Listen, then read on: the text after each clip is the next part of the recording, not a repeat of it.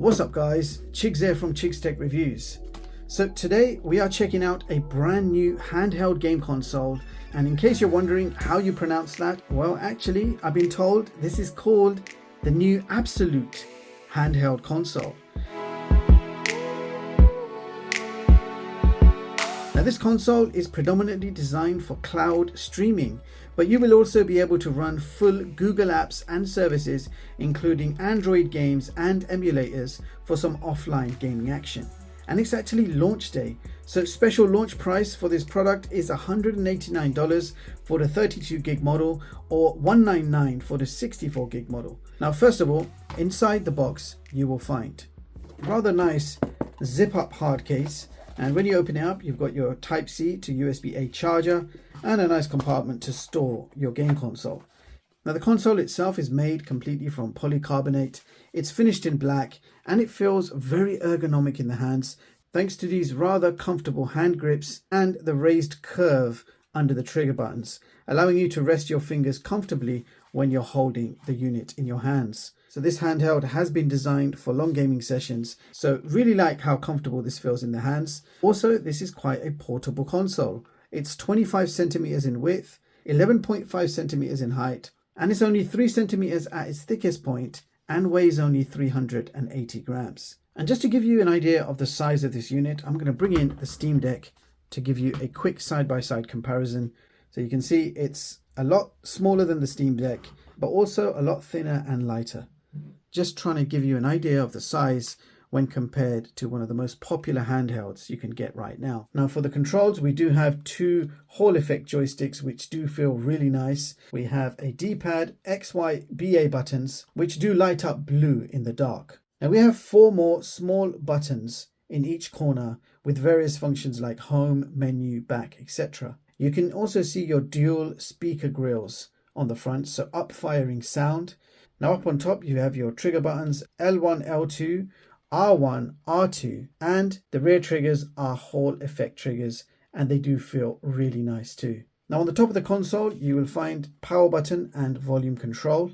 At the bottom you've got your microSD card slot, headphone jack and a Type-C charging port. So you are looking at a 7-inch LTPS touchscreen display with a screen resolution of 1920 by 1080 supporting 60Hz refresh, and you have sRGB 103.4% color gamut. Furthermore, this console is powered by the MediaTek MTK 8365, which is a quad-core clocked at 2.0 GHz. For graphics, you have integrated Mali G52. You also have 4 gigs of DDR4 RAM and a choice between 32 gigs or 64 gigs of internal storage. Also nice to see we have MicroSD Expansion at the bottom. Furthermore, this console does have a 5200 mAh battery built in, which will give you up to 8 hours of game streaming. The Abxylute also features built-in 5 GHz Wi-Fi with dual antennas and Bluetooth 5.0. The OS is actually very slick in operation. It's Android 12 with Abxylute's own skin on top,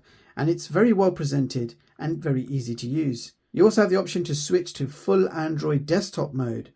So that will give you a complete tablet style experience if you prefer, and it's easy to interchange between tablet mode and handheld mode by simply pressing one button. Google Play services are also included, but you can also sideload your own APKs, or you can download third-party app stores like APK Pure or Aptoid Store, and you can install a whole bunch of games. You're not limited to games, you can also stream on this. You can see I've downloaded a whole bunch of streaming apps like YouTube, Netflix Prime, so you can actually watch videos and movies on this as well. Now before we move on to gaming, let me give you a taste of the streaming. Now I'm in YouTube and you can actually do voice searches because there is a built-in microphone. 2023 movie trailers. And there you go, working absolutely fine. So let's play a few trailers on this.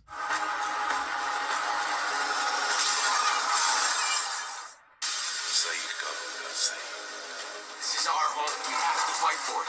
Let them come. We will fight on. People burning. Everything destroyed. There was Athena. So time to play some games, starting off with PlayStation 5. So we're going to open up PS Play, which comes pre-installed. And you can see I've connected to my PlayStation 5 and everything is working as it should. So let's try playing a game. Wow.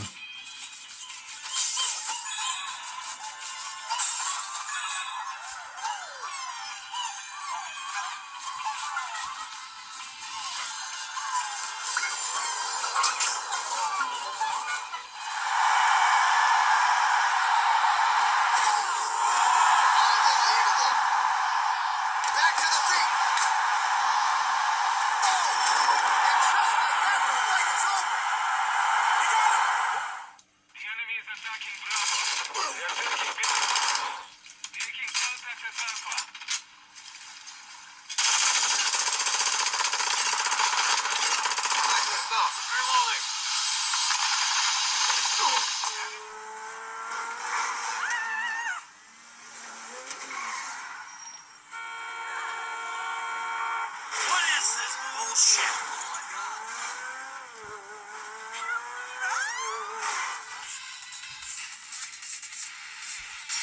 Leo, fight.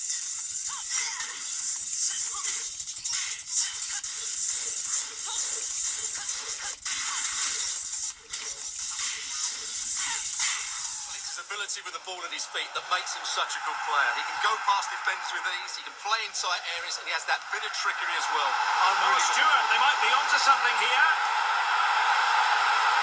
Ronaldo! Well, the keeper committed himself. Well, the crowd are willing to... Could have died.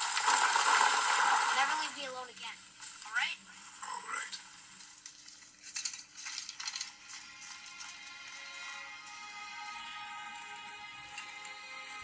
So I just streamed a whole bunch of PlayStation 5 games using PS Play.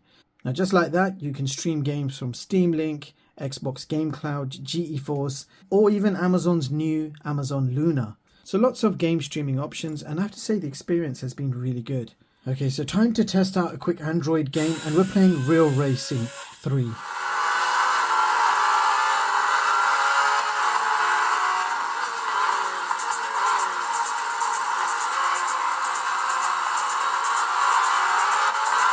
Okay, so next up I want to test out some emulation, and we're going to start off with PS2 with Esther SX2.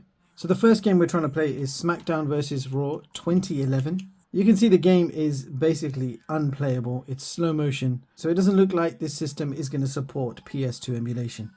So next up we are playing Mortal Kombat Gold for Dreamcast using Redream, and you can see we're achieving around 60 frames per second very comfortably, so no problems playing Dreamcast games on this system. So next game we're playing is WrestleMania 2000 for the N64, and we're achieving around 30 frames per second very comfortably, and I even switched the resolution up to 1080p, so the game looks and plays amazing on this console. So the next game we're playing is Fight Night Round 3 for the PSP. I was actually pleasantly surprised to how good PSP games look and play on this system. Energized. Look how swollen that left eye's become. It might We played a whole bunch of games. Now we're going to check out some system information. DRM info shows Google Widevine level 3. And we'll also have a quick look at CPU Z, where you can check out the clock speeds. And you can see we are indeed running the MIMO G52. This device is running Android 12 and also does come rooted as standard. And in the Geekbench test, we achieved single core score of 161 and multi-core score of 558.